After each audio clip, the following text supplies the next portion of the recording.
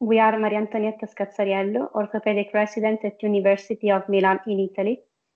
Marco Manzetti, resident at Instituto Ortopedico Rizzoli, Italy. Ganesh Kumar, from senior resident from Indian Spinal Injury Center from New Delhi. And we are all members of the new AO Spine Youth Club. Welcome to the Expert Insight series, where we interview worldwide expert spine surgeons who kindly share their professional and personal experiences with us. Today, we are honored to be joined by Professor Jean-Charles Huec, an international leader in spine surgery who gave significant contribution to this field. He serves as spine surgeon at Polyclinique Bordeaux Nord Aquitaine, conducts his research at the TERCA lab at Bordeaux University, and is professor of orthopedic surgery at Bordeaux University.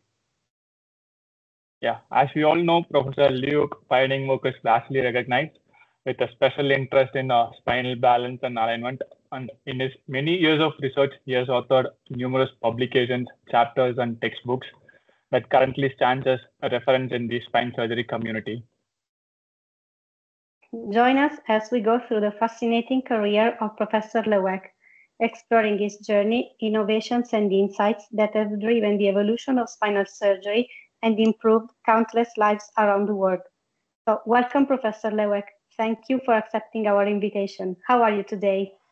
Welcome. I am fine and working actively in my clinic and also at the research lab at the university. So very happy to be in connection with you for this questionnaire. Okay, so let's start our interview then. Could you tell us your full name, specialty, and current position? So my full name is Jean-Charles Huec. I am a full professor of orthopedic surgery, specialized in spine surgery, and working in a polyclinic in Bordeaux, which is the most important one in the southwest of France, the biggest one. So at the Bordeaux University, we continue to teach young surgeons, mainly on the new techniques and about the spine, endoscopic, but also deformities. Great. Could you share a bit of about your roots? What's your hometown, sir? So I was born in the south of France, in a harbor named Toulon on the Mediterranean Sea, because my father was in the Navy. And so I traveled when I was young in all the harbor in France, so from Mediterranean Sea to Atlantic Ocean and Brittany, where my family is. The whole family is from Brittany, which is the northwest part of France, close to Great Britain. We have the channel in between. And I did my school in a small town there named Vannes, and then moved to the university town, which is Rennes, to do my medical school. And finally, I moved to Bordeaux for my internship, and I did my career in Bordeaux. And during this internship, I moved to Montreal in Canada. And when I come back, I started to work and operate spine with my boss, who was the leader for the scoliosis in this region around Bordeaux. Thank you.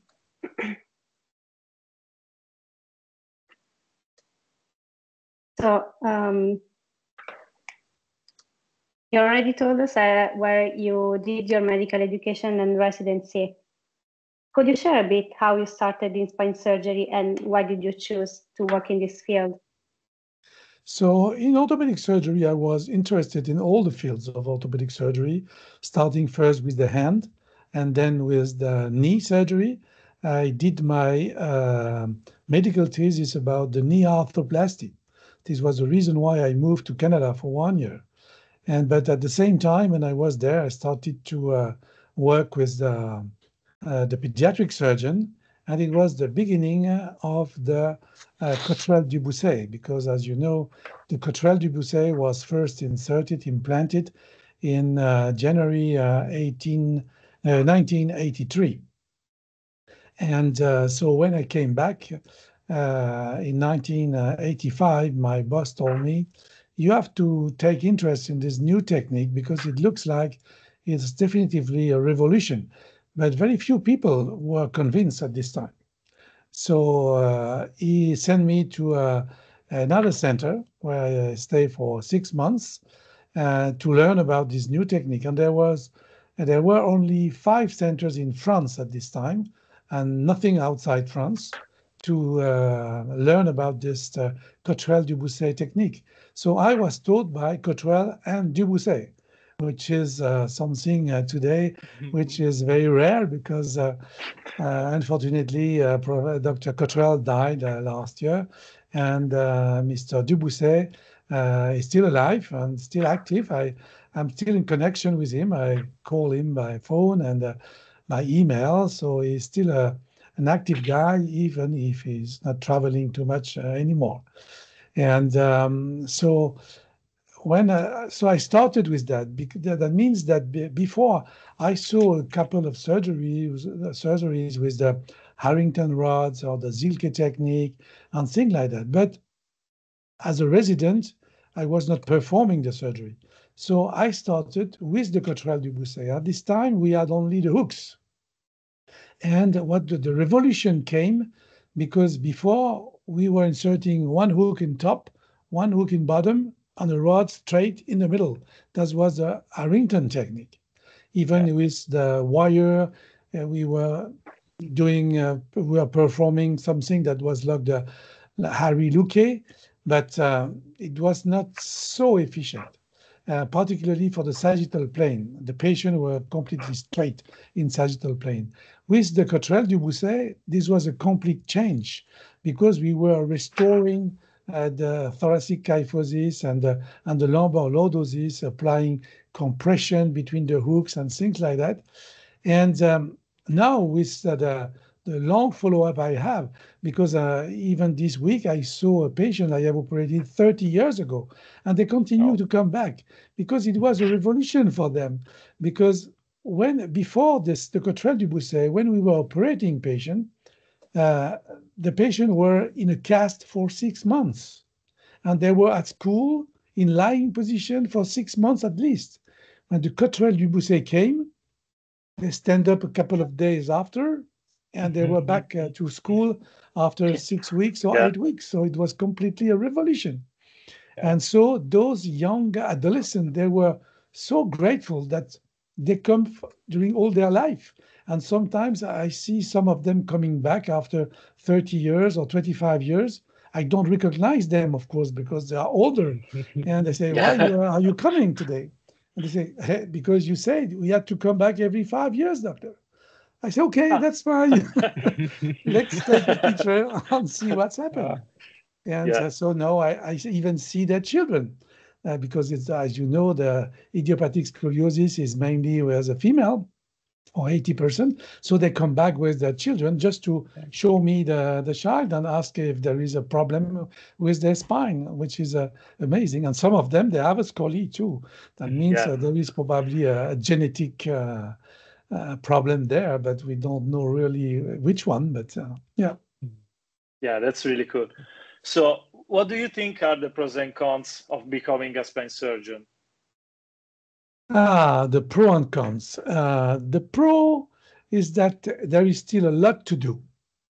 Because as you know, I did some knee surgery, I did some shoulder surgery, and the problem, even there is always something to do, but the knee prosthesis, for instance, today, it's solved. The shoulder prosthesis is almost solved. But for the spine, it's still ongoing. That means all those other surgeries, they have the prosthesis that works well. In the spine, I started with the disc arthroplasty in 1999, so 25 years ago. But still, we have a lot of progress to do because the disc arthroplasty, for instance, is a very limited indication today. We still continue to do fusion for deformities and even for spondylolisthesis, degen, or with lysis.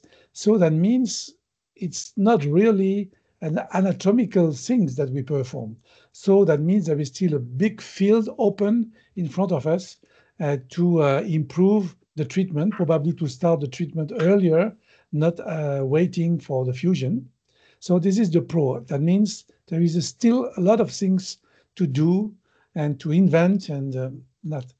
The con is that it's more risky surgery. It's easier to do foot surgery or shoulder surgery than to do spine, because you have always the risk of the neurological deficit.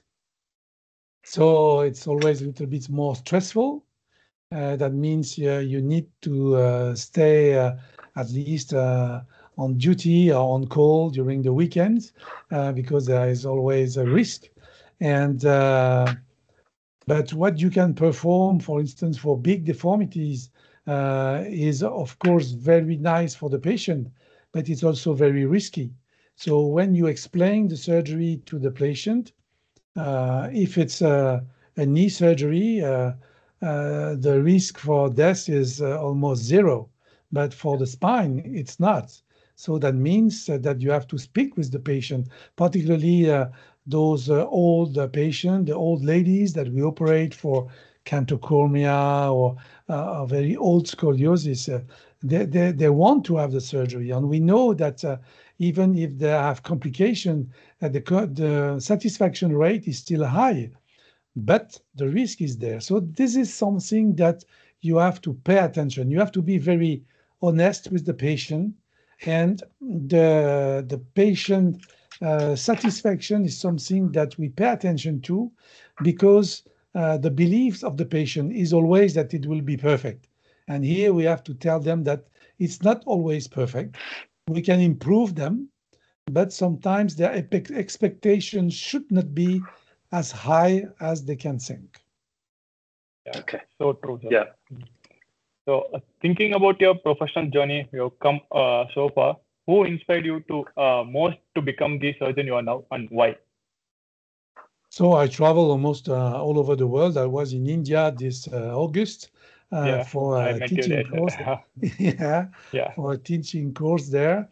And so I travel, of course, in Europe, but this is mainly for conferences and not for really surgeries, because all those countries are well developed. But the next travel that I will perform, one will be in New York in the beginning of December for a nice meeting organized by Larry Lenke. Each year it's about deformity. But the week after, I will be in Rwanda in Africa for 1 week to teach the young African surgeons because here they think that it's better to teach them on site, to show them the technique adapted to their country. And for instance, in Africa, it's better to teach them about trauma surgery and minimal invasive endoscopic technique for disc herniation and decompression. Deformity, of course, is something important, but for deformity, you need to have an infrastructure. You need to have bigger hospital and things like that. And it's not really their main problem. So we teach them about what is useful for at least 90% of the population. Yeah. And we have a nice place there in Rwanda, in Kigali. It's something that has been developed with Professor Maresco, who created the IRCAD in Strasbourg, which is well known all over the world. And now there is one IRCAD which is in Africa, in Rwanda. Okay. And I do that with the French Spine Society. So we go there. We are 3 or 4 surgeons each time, and there are different surgeons who accepted to go there. Nice. Thank you for sharing that. And every professional has that one memorable case. Could you share a bit about yours and the lessons you learned from it? Well, you can learn about everything. Of course, you learn more from the bad outcomes than from the good outcomes. Because when it's good, you are happy, but you forget that. And those who had problems that you were able to solve is, of course, the best souvenir that you have. And we have some patient, trauma patient first, where you have people with neurologic deficit, and you treat them and they recover.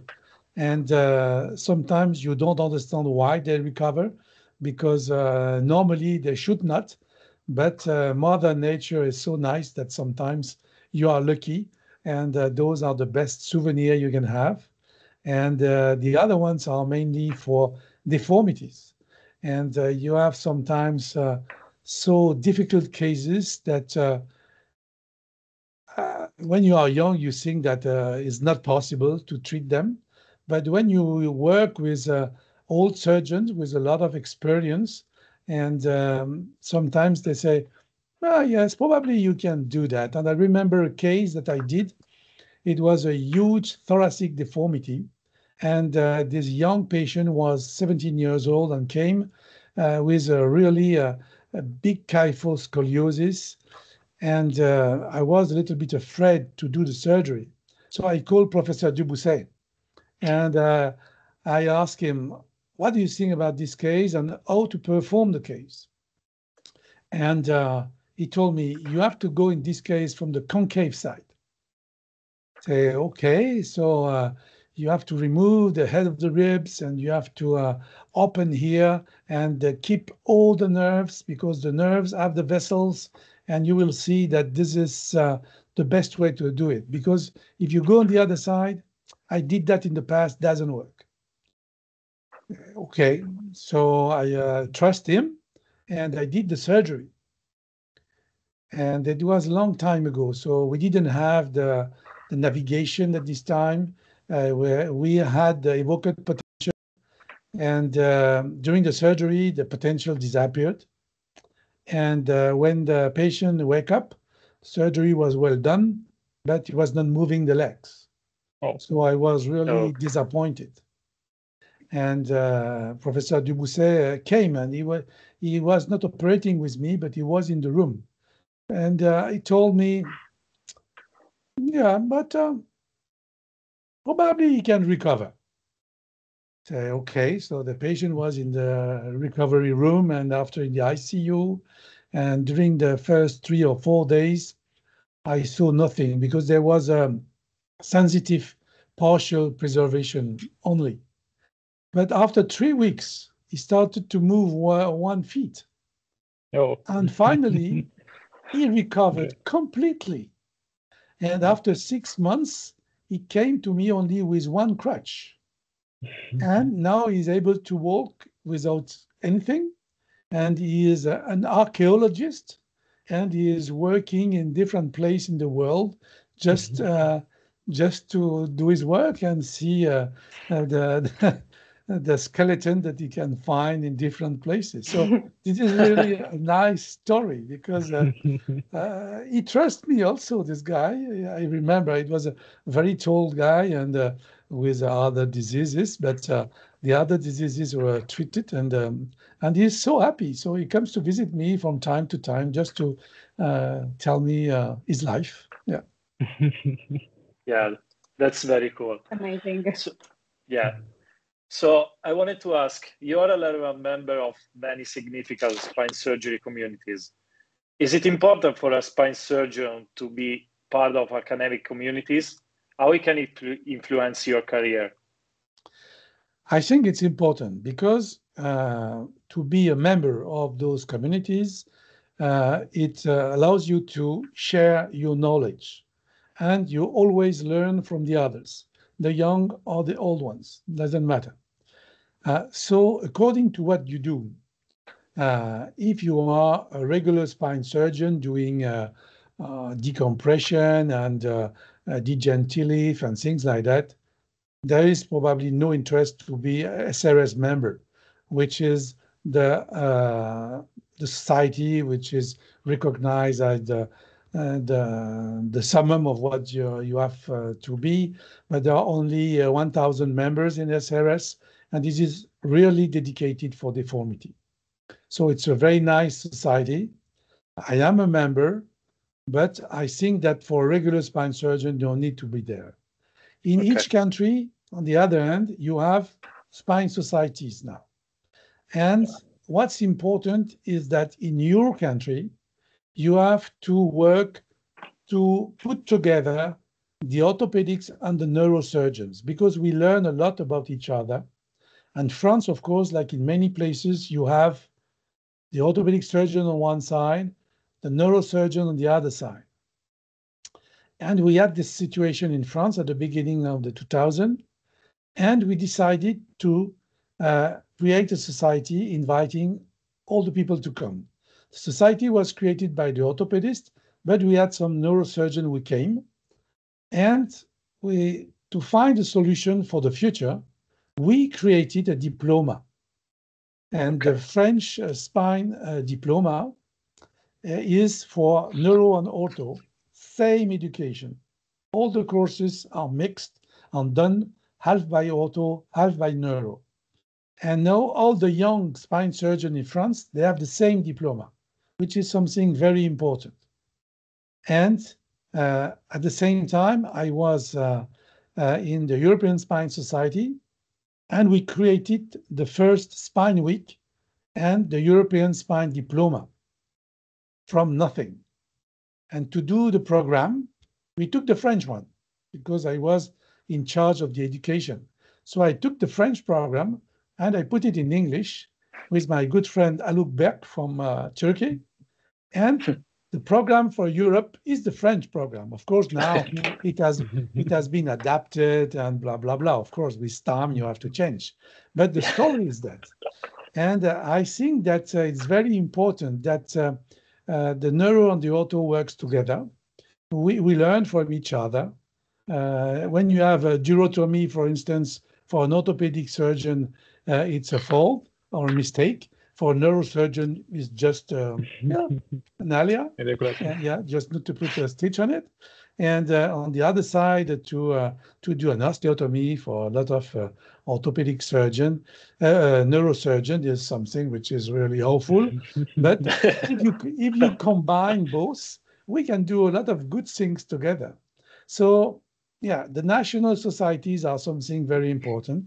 The European one is one of the most appreciated society also in Europe at the moment. But there are also other societies. If you are more interested in disc arthroplasty, ISAS is a very good one. And even in other countries, like in the South America, they have good meetings that they organize with the SILACO, and in Asiatic countries also, they have very good meetings where they are very skilled in all those endoscopic things at the moment, Korean and Indian and all those people. So I think that according to what you do, you have to make the choice. National societies are important, but international, you can see something different. Yeah, well understood, sir. Yeah. So you are a worldwide recognized research and educational leader. So your pioneering studies on spinal alignment are a pillar of our community. So to what extent is it important for a spine surgeon to also be a part of active in the academic field? It is important because first you have to learn from in the academic things, but then you have to teach about what you learn. And this is very important. I always have residents and fellows and to teach them about the daily activity, because in the conferences and courses, you always speak about something. But I remember when I was in India, for instance, this last August, when I spoke about the sagittal balance, I tried to make it simple, but in half an hour, it's difficult to transmit your knowledge. So I saw many Indian surgeons coming out at the end of the meeting and asking me, you have to come for 2 days because it's better if you are there. We can ask you questions, we can show you cases, and we will discuss together. So I think that academic things is very important. I love to teach, and to transmit things. Because if you know something, you have to share it. There is a proverb, I don't know from which country, but which say that if you give a fish to someone, you give him something to eat for one day.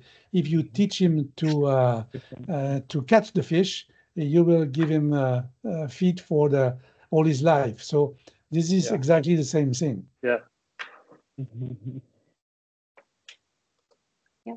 Thank you for sharing that. And thinking of your career, is there an achievement you are most proud of? And also, could you kindly share one or two publications you hold closer to your heart? Oh, the publications, I think the most important I did was that one in the European Spine Journal about the sagittal balance, because I had always questions about people. Yes, we are interested in what you say, but there is nothing about the sagittal balance by itself. It's always a small things that people try to learn, try to show, but the global one. So. And I decided to write this paper that was published in 2018 or 19. And when I wanted to publish it, the journals were disagree. They say, no, but this is not a scientific paper because you don't have 500 patients and you see and you show something. And I asked the chief editor of the European Spine Journal, I want to do that, but you will have to review yourself and see if you agree with that. He said, yes, I think there is a demand for that. So I agree to do that. And this paper was published. And this paper was the most read paper in the last years. So I think that's something it's outside the normal path that you have, and it's the best way to do that. And I think that it's also very important when you are a spine surgeon that you take care of your family because it's a very demanding career, spine surgery, and sometimes you spend too much time in the hospital, the clinic, or the research lab, and not enough with your family. So you have to be very careful about that. I know that the young generation, they are aware of that and they try to have more vacation and free time and take care of their children. But I do believe this is something very important. I have wonderful children and we are always in good connections. I see my grandchildren now and I'm very happy with that. But I must say that when I was young and very active, sometimes I miss some very important event in their life. It doesn't seem very important when you look at them like this to be at the football club or to be at the cricket club or for the Indian people. But it's important for them. So you have to take time for that because this will be important for your family, children, wives, and everything. Okay. In your opinion, what could be the future of spine surgery? Do you think we will find a way to reduce mechanical complications? We will have a reach on fusion surgery, especially for deformities.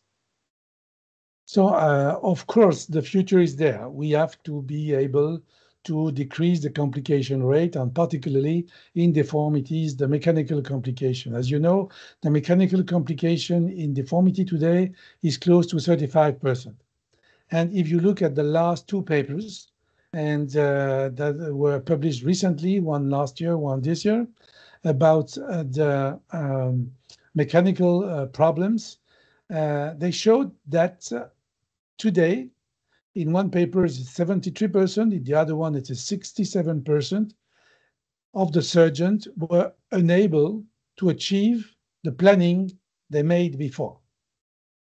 So here there is a big problem. Now with the education and all was what taught before, we know probably where we want to go. So you make a planning. As I always say, failing to plan is planning to fail. So no, we try to achieve a planning. But the problem is that you have to control what you do when you operate. And this is not done in the majority of the cases.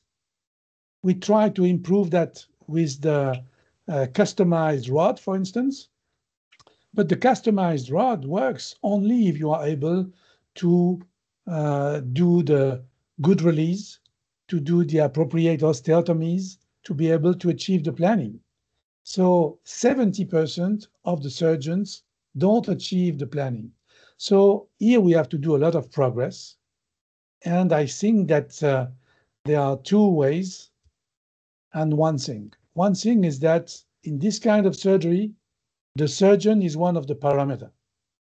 If you are not able to do an osteotomy of 30 degrees, don't try to operate this patient because this patient will need an osteotomy, a PSO of 30 degrees. First point. So the surgeon is one of the parameters. Then what is done today is to analyze globally the data that we have. And those data are analyzed with average value. And with the average value, it's an average outcome. So that means what's missing today is a good analyzing of the data on a long follow-up with pre-op images and the prompts that we for those patients and the post-op, early post-op, but long follow-up too. So we need to have the images before and the images on the long follow-up with the prompts to see if what we did is exactly what has to be done with good outcomes. And to do that, using the big data with artificial intelligence is something important, but not the way it is performed today. Today, the artificial intelligence allows us, with the system that we have, to analyze only average value, which is not good. I think that for the future, we need to use another way, which is the parsimonious artificial intelligence. That means the implication of the surgeons in the analysis is very important.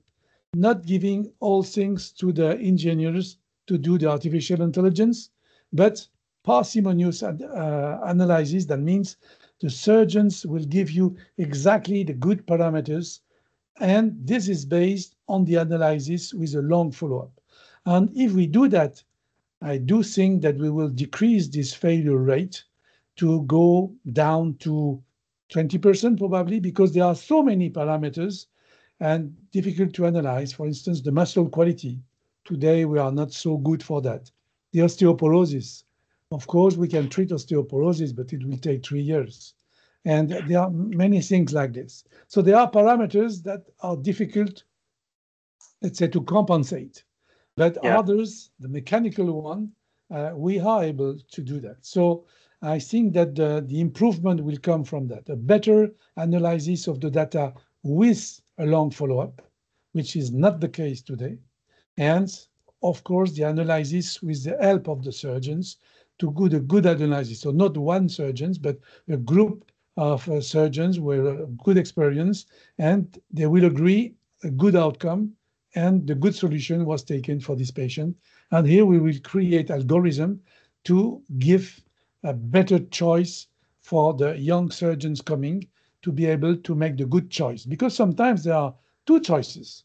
One is a full reconstruction, but with a huge surgery, high risk, which is not possible for elderly patient, and more simpler solution, combining different kind of solution, but you need to be sure that with this less invasive technique, less extensive surgery, you will be able to obtain, for instance, a compensated situation acceptable for this patient, and he will be happy. Because, of course, somebody who is 75 years old will not have the same request as a young one who is 50.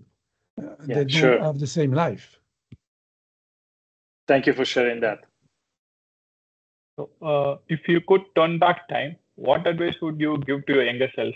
Is there something would you want to do differently? Oh, differently, I don't know. I think your career is built on opportunity, many opportunities. Sometimes you have to take the decision to do something and change the route completely, just because you believe in something. And I think that this is the way it comes, as said by some Confucius things, I think, or I don't know if it is Confucius or another one, but he said, I never lose,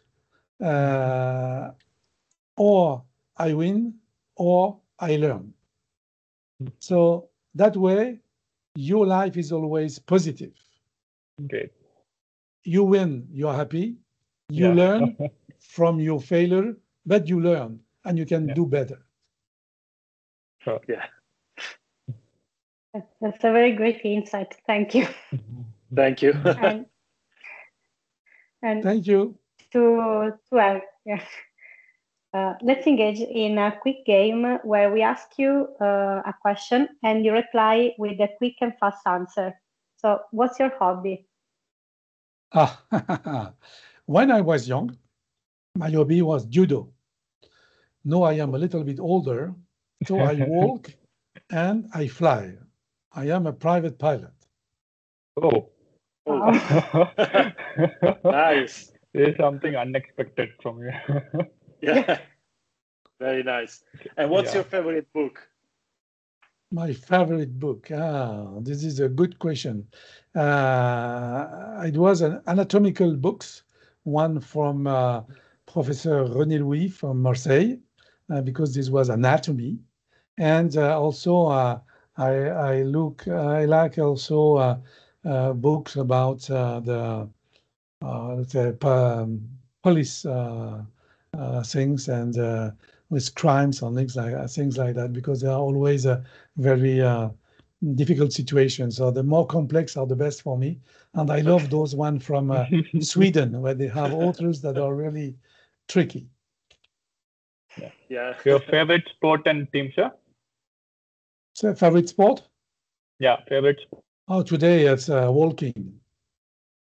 walking and sailing. Oh, cool. And what's your favorite surgery? I love endoscopic surgery, but I have not really enough time to do this because I have too many patients with complex pathology. So my favorite today is a patient with a huge deformity where I have to perform osteotomies and lung construct with a lot of things to rebuild. Navigation or freehand? Always with navigation.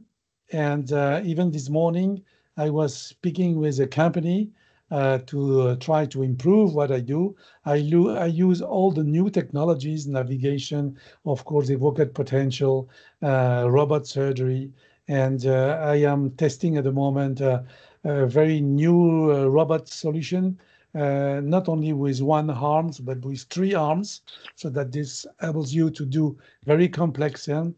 And I work on co-robot, which is the new generation of robot coming that will help us to do surgery safely. Okay.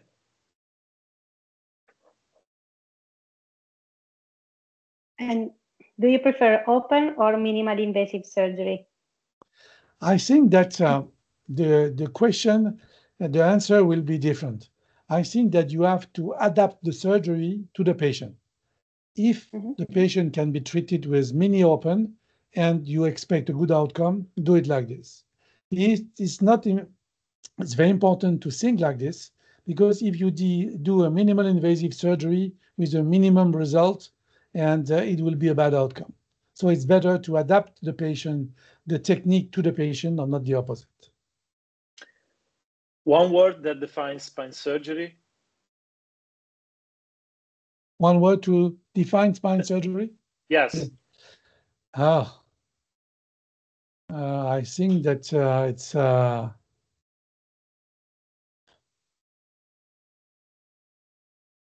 very nice surgery, but with a lot of demand. Okay. Demanding then. Yeah. Okay. Okay. So Thank you so much for joining us today and for being a true source of inspiration and motivations for us and for all young surgeons of our AOSPAN Youth Club community. It has been truly a privilege. Thank Thank you. you for your invitation. Thank you. Thank you so much. Good evening.